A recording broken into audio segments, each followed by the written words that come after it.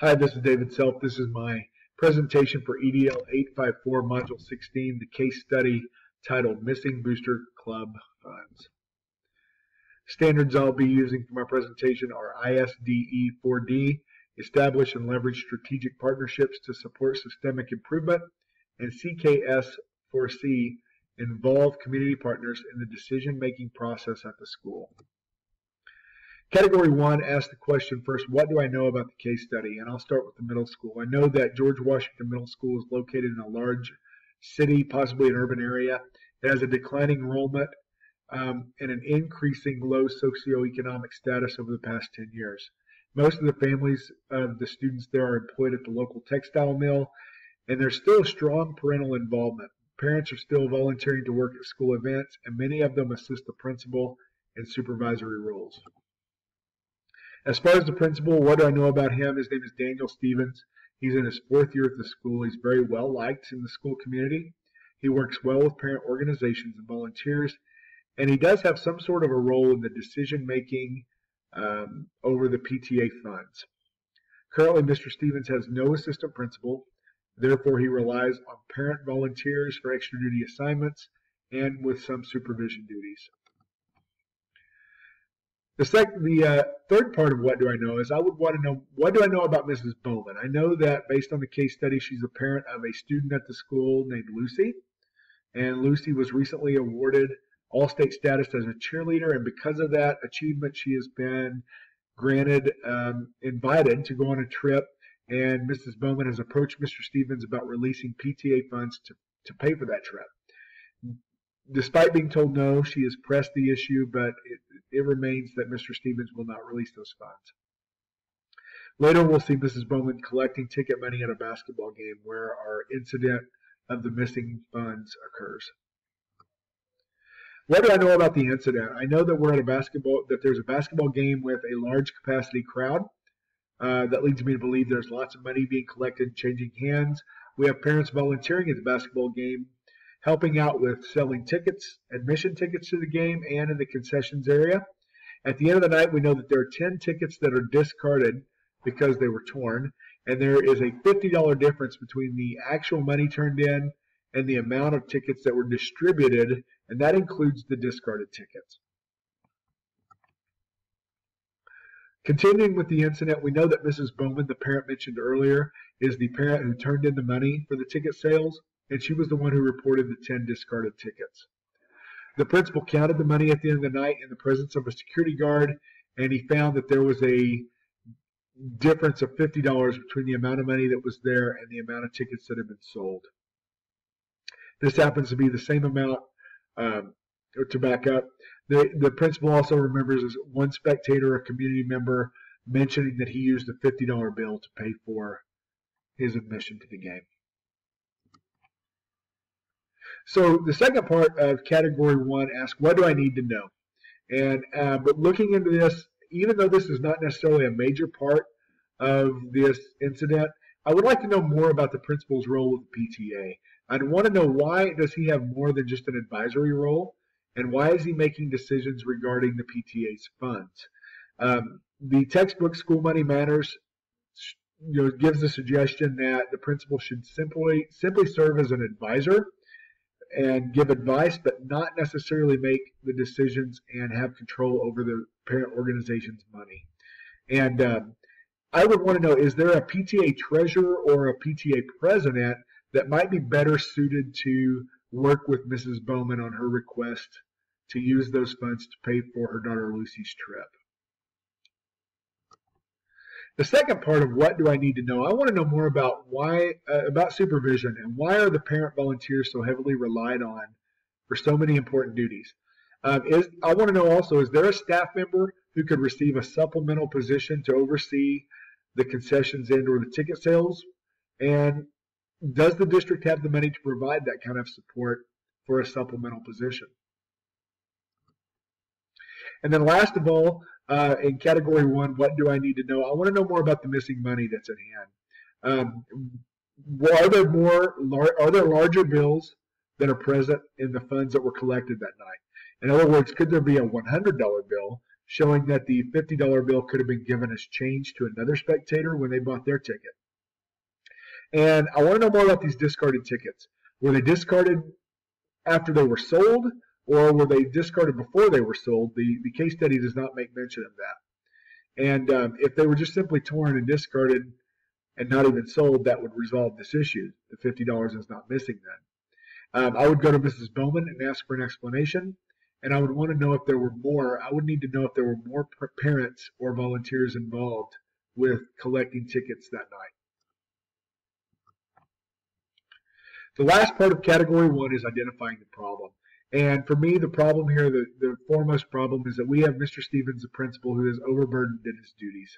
He has too much reliance on parent volunteers, and he needs assistance from the school or the district, and he needs a better, stronger safeguards in place for handling busy events with large crowds where there's lots of money changing hands and being collected.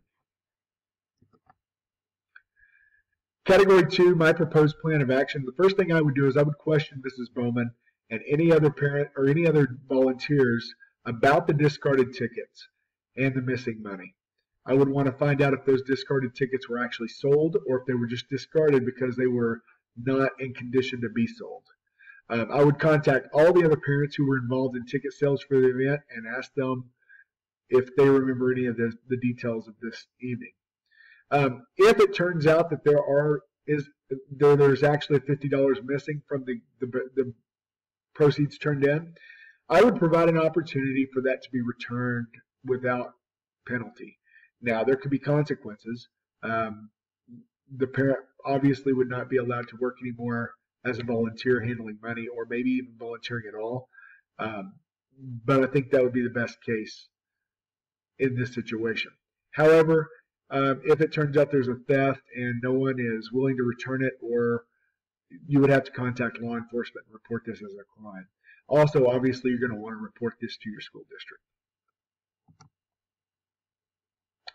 Continuing with the second part of my proposed plan of action, I would take steps to increase the safeguards and implement stronger procedures for parent volunteers at activity events involving money. I would require at least 2 volunteers or parents to sign off on any collected funds before turning them in. And you could even involve a staff member if it's possible in this activity. I would also request additional district support.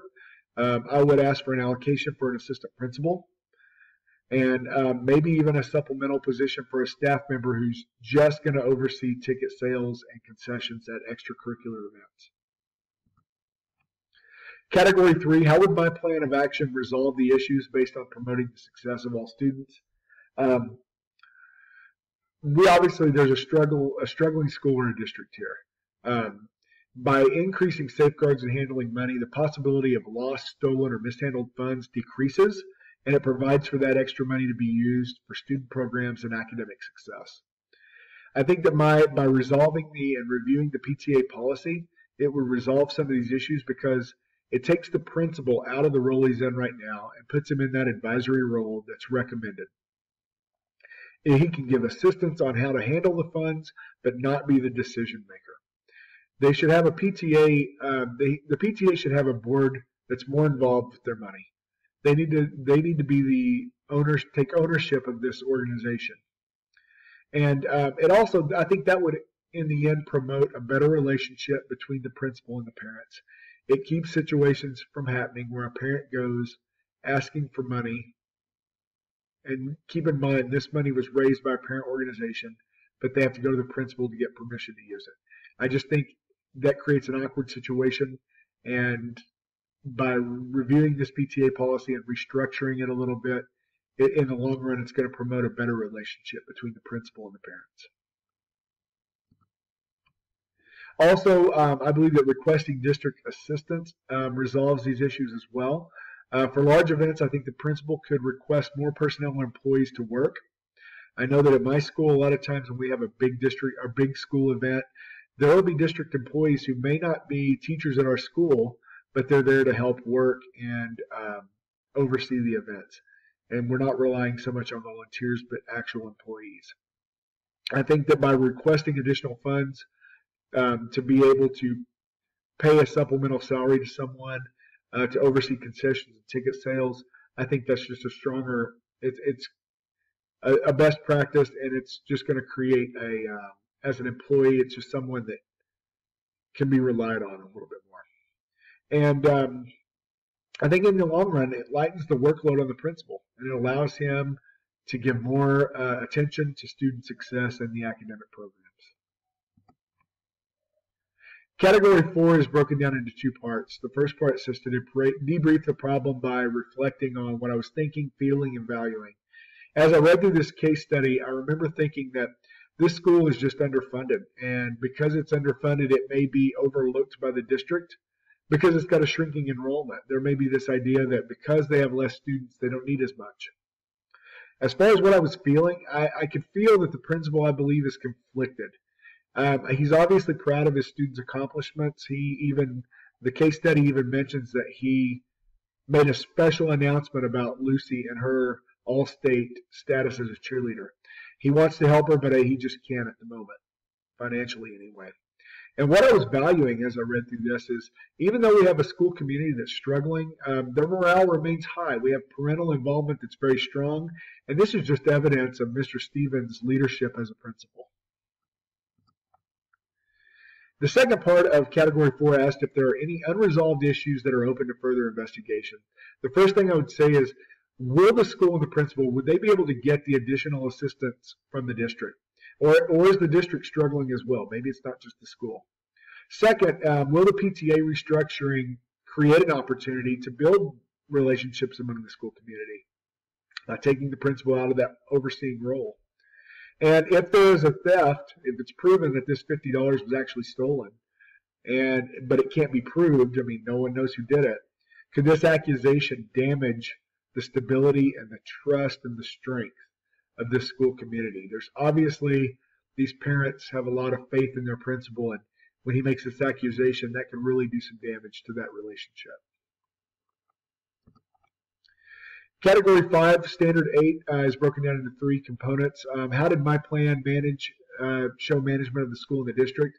First of all, by setting guidelines for parent organizations, the PTA in this case, and defining the administrator's role in the organization. Set some definite guidelines. That's one way I would manage the school and support the district. And by establishing better and stronger safeguards for handling money, it would protect the resources of the school and the reputation of the school district by keeping, with stronger safeguards, you're not going to have these kind of situations happen.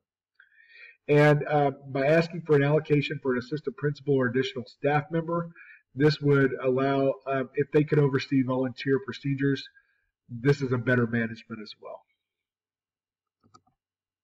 Component 2, how does my plan promote the student social learning? By providing, my plan provides more stability and parental involvement in management of the PTA and diminishes the potential of problems between the parents and the principal. Like I talked about earlier, the conflict of interest, if the principal is overseeing funds raised by the parents, just kind of creates an awkward situation. By putting the principal in an advisory role with the PTA, this will strengthen the relationships between the parents and the school.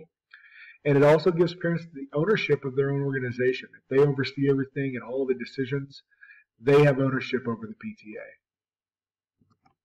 Component 3, how does my plan increase student academic learning? By requesting district assistance, this relieves the principal of all these additional duties. It allows him to focus more on academic achievement and school programs. Also, by bringing in a supplemental position for a staff member, it increases the leadership capacity of those who are already at the school, and it promotes the staff to become more involved and dedicated with their school. And by increasing the safeguards, there are no scandals. This eliminates any kind of negative publicity that the school could receive or the district, and this could be a huge distraction to a positive learning environment for our students. Works cited for my presentation were the textbook School Money Matters by Davida Mutter and Pamela Parker, written the edition I published in 2012 in the USA by Create Space Independent Publishing. Again, this is David Sell for EDL 854 Module 16. Thank you for watching.